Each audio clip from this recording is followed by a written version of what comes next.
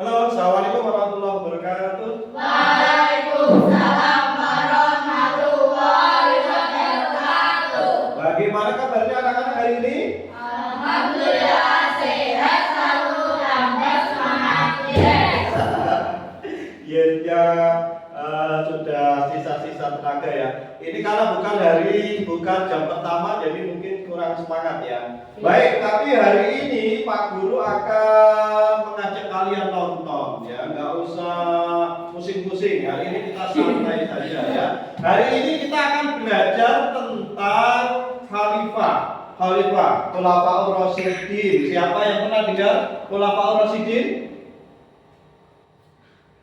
Nah, kelas 5 dulu kita sudah belajar Abu Bakar dan Umar, ya kan? Masih ingat? Ya, Abu Bakar dan Umar. Nah, di kelas 6 ini kita akan belajar dari Utsman bin Affan. Pernah dengar Utsman bin Affan? Belum, Pak. Wah, belum pernah dengar. Wah, oke. Hari ini khusus kita akan belajar mengenal siapa sih sebenarnya Utsman bin Affan ini, ya. Oke, sudah siap ya? Walaupun ini jam terakhir ya, nggak apa-apa. Jam terakhir nggak apa-apa, kita nonton aja, santai. Baik, ini nanti akan ada cerita.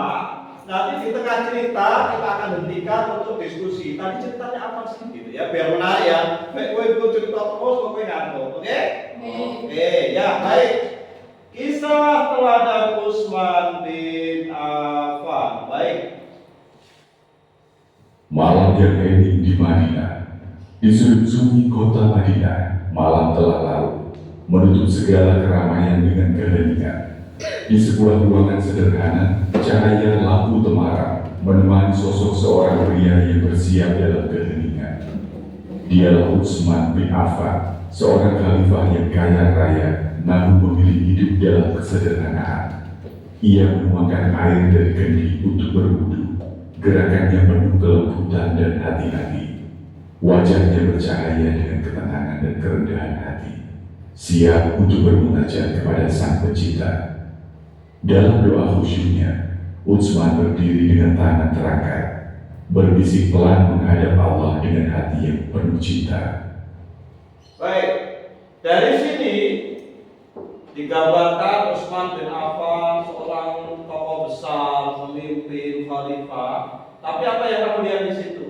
Dia menuangkan air sendiri, tidak disediakan oleh pengawalnya. Padahal pembantunya banyak, pengawalnya banyak. Nah, dari situ kita lihat bahwa Utsman adalah seorang yang gimana? Sederhana, ya kan?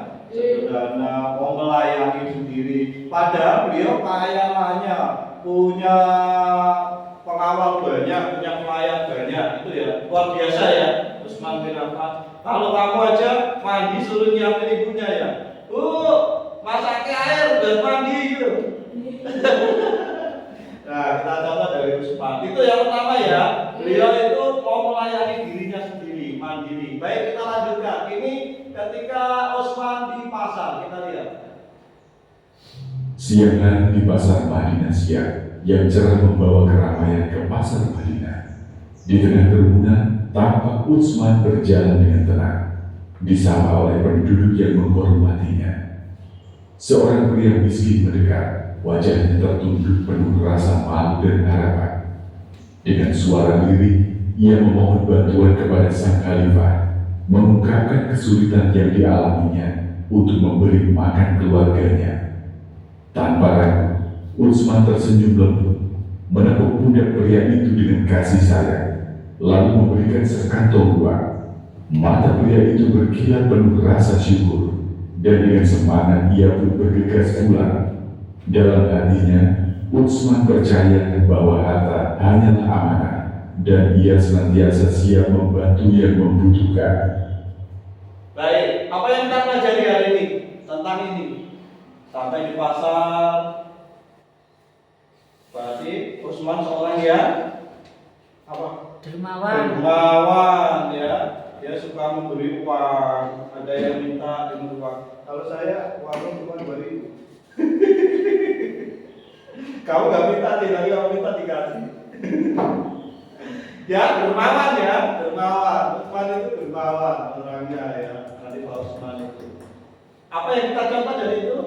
Kita harus murah hati ya, dermawan, luar biasa itu. Ada yang minta dikasih. Kalau kamu ada yang minta dikasih nggak? Enggak ya? Dikasih nggak? Kalau punya dikasih ya. Baik, kita lanjutkan ya. Itu jadi dia Utsman itu tadi melayani diri sendiri, sederhana. Kemudian yang kedua ini apa namanya? Mau membeli ya, mau membeli. Pak, memberikan kasih sayang boleh apa tidak, Pak?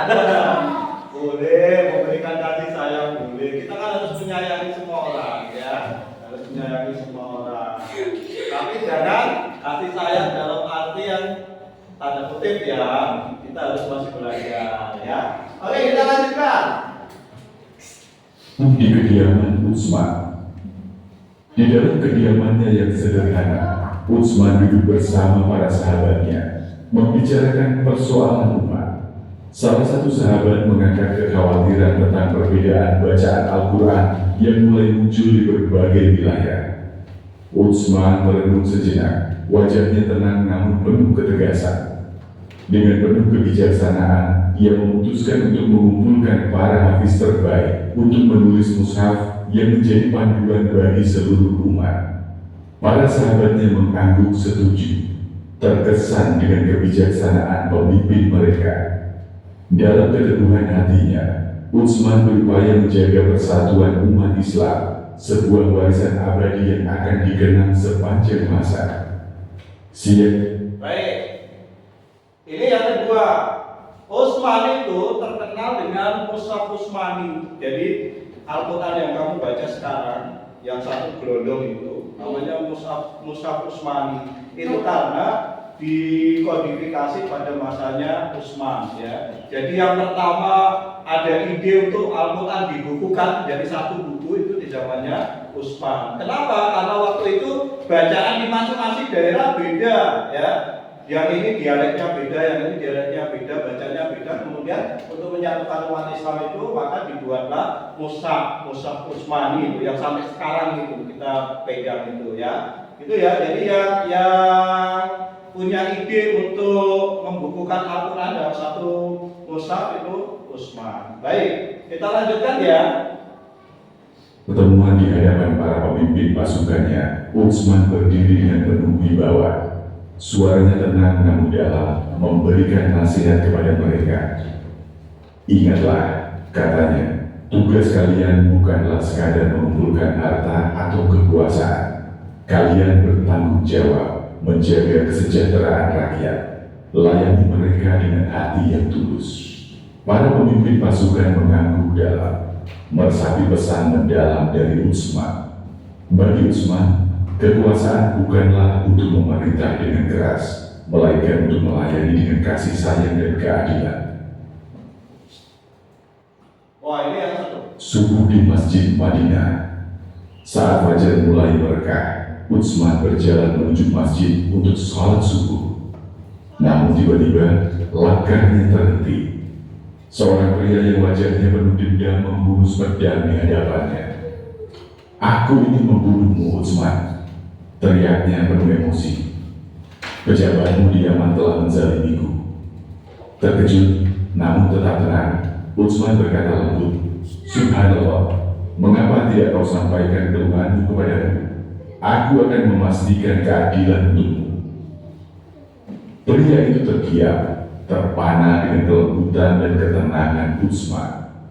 Dengan penuh kebijaksanaan, Utsman meminta para pengawalnya membiarkan pria itu pergi. Ia kemudian berkata, "Pergilah dengan damai, dan jangan kembali ke Madinah selama aku memimpin. Semoga Allah memberimu petunjuk."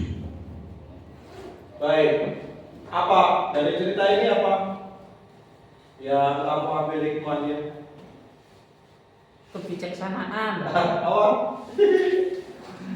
Ya, di sini kita lihat betapa Utsman itu walaupun diacungi pedang, dia tidak dendam ya, maka dibiarkan pergi. Luar biasa. Kalau kamu ada orang yang nakal gitu, gimana? Mau langsung dibuang ya. Baik, itulah tidak seperti kita Utsman. Beliau tenang. Baik, kita lanjutkan. Setiap tindakannya, Utsman menunjukkan kebesaran hati seorang pemimpin sejati. Baginya, memaafkan jauh lebih bernilai daripada membalas dendam. Malam di bawah langit Madinah. Nah, itu ya. Jadi sahabat Utsman tadi, beliau dermawan, suka melayani diri sendiri, ya, tidak suka memerintah, terus berpesan kepada para pejabat-pejabat untuk selalu melayani rakyatnya, jangan hanya mengambil uang, ya, harus melayani rakyat dengan sebaik-baiknya, juga pemaaf, ya, luar biasa. Dan warisannya yang paling penting adalah Al-Quran, mushaf Al-Quran yang dibukukan itu, ya. Ya, oke. Kita penutup. Malam yang dipenuhi bintang, Utsman bin Affan kembali berdoa dalam kesunyian. Wajahnya bercahaya dengan ketenangan jiwa. Ia adalah khalifah yang dikenal dengan dua cahaya. Seorang pemimpin yang hidup penuh keteladanan, kebijaksanaan, dan kedermawanan. Warisannya akan terus menyala, menjadi inspirasi bagi umat Islam sepanjang masa. Di balik kerendahan hatinya, tersimpan kekuatan yang akan selalu menginspirasi umat. Dan begitulah kisah Utsman bin Affan, seorang pemimpin yang tak hanya dikenal karena hartanya, tetapi karena hatinya yang luas dan kasih sayangnya yang tak bertepi. Di dalam jiwanya tersimpan keteguhan seorang pemimpin sejati yang melihat kekuasaan bukan sebagai mahkota, melainkan amanah dari Yang Maha Kuasa. Dengan keikhlasan yang lembut, Utsman menjaga persatuan umat melalui mushaf Al-Quran yang ia susun. Dengan ketulusan, ia mengulurkan tangan kepada yang membutuhkan, memberikan hartanya tanpa pamrih, dan dengan kebesaran hati, ia memilih memaafkan meski berhadapan dengan pedang dendam yang teracun kepadanya. Utsman, khalifah dengan dua cahaya, membawa keadilan dan cinta kasih yang menembus zaman. Di langit malam yang sunyi, doanya teriring ke keabadian.